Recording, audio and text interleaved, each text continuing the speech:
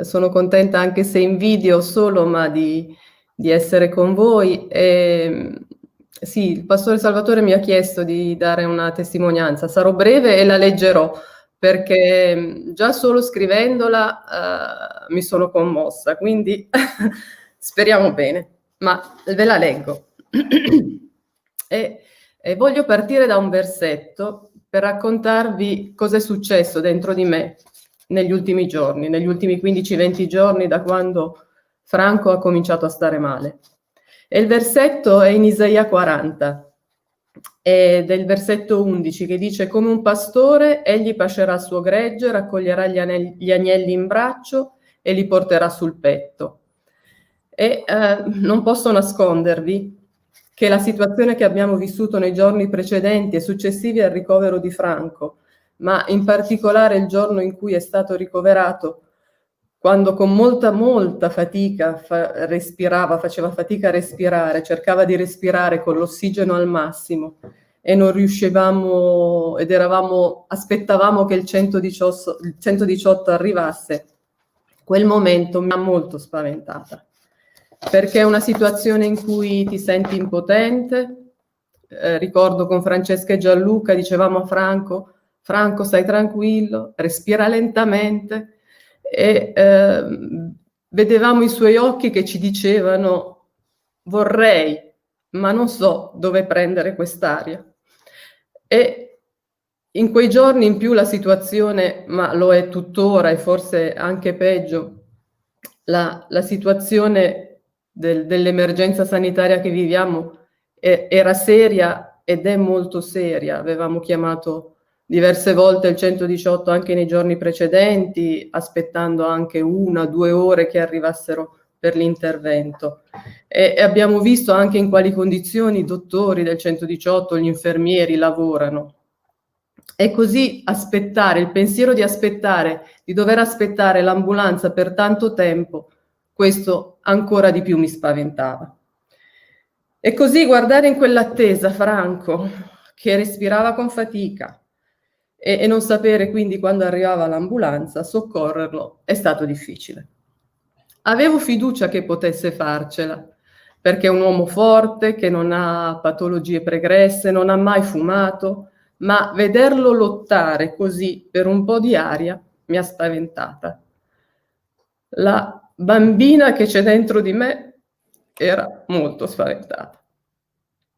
E poi, grazie a Dio, quella mattina mi è sembrato che fosse passato tanto tempo dalla chiamata all'intervento, ma credo che quella mattina invece siano stati più celeri del solito. È arrivata l'ambulanza.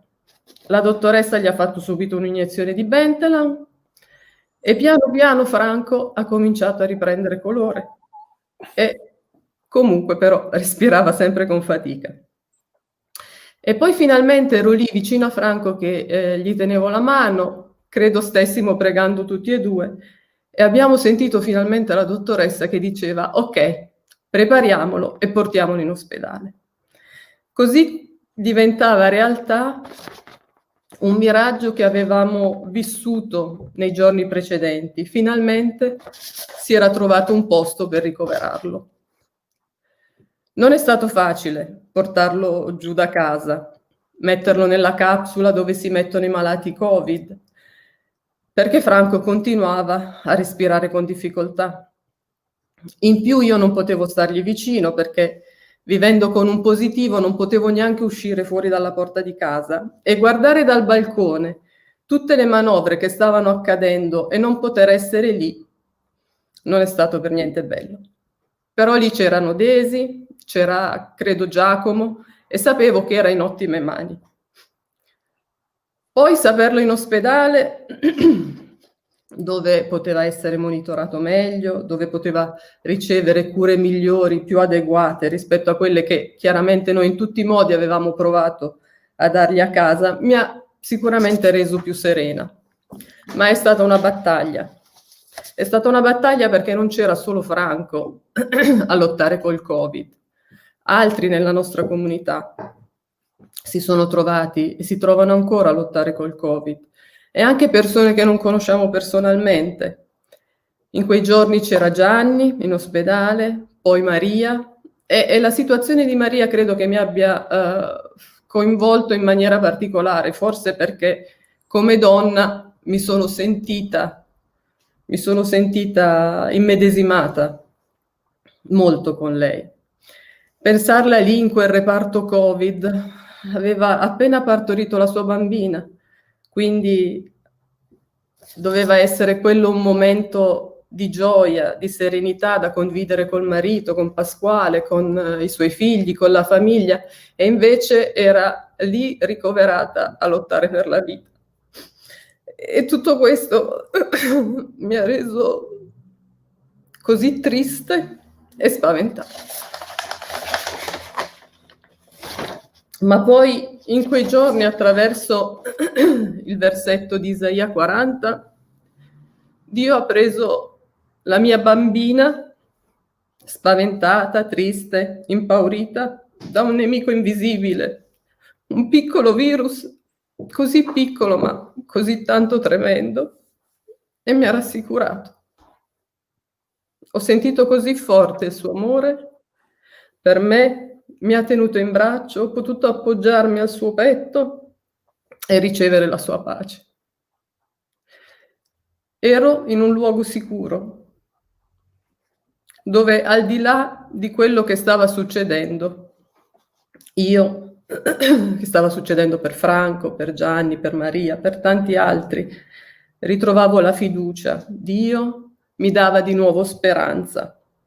Avevo di nuovo speranza dentro di me.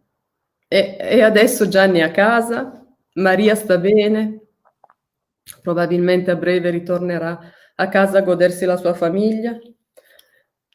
Persone che conosciamo stanno avendo le cure adeguate, le cure necessarie, e Franco oggi è qui con noi. Non possiamo ancora abbracciarlo, se non Gianluca che è l'unico che è positivo in casa, quindi ha potuto abbracciarlo. Io e Franco ci guardiamo, io dalla veranda, lui da dietro alla finestra, ci sediamo e parliamo così, però siamo grati, molto grati a Dio che lui adesso è qui.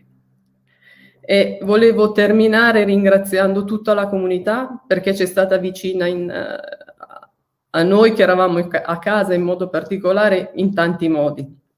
Ringraziare anche tutti quelli che hanno pregato, la nostra famiglia, tante persone che neanche conosciamo che hanno pregato per noi. Quindi grazie davvero di cuore. Dio vi benedica.